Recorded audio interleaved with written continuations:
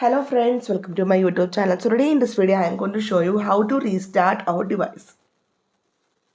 Actually, like an Android phone, if you try to switch off your device, then you can see only the option for power off.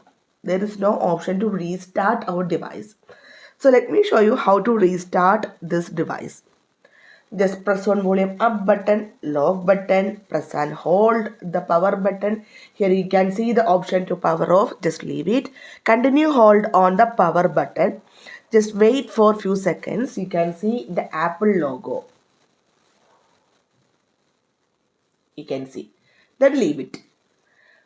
Okay. Now just wait for few seconds. You can see your phone will restart. So simply in this way we can do force restart on this device. So hope you guys enjoy this video. Thank you for watching. Thank you. Bye bye.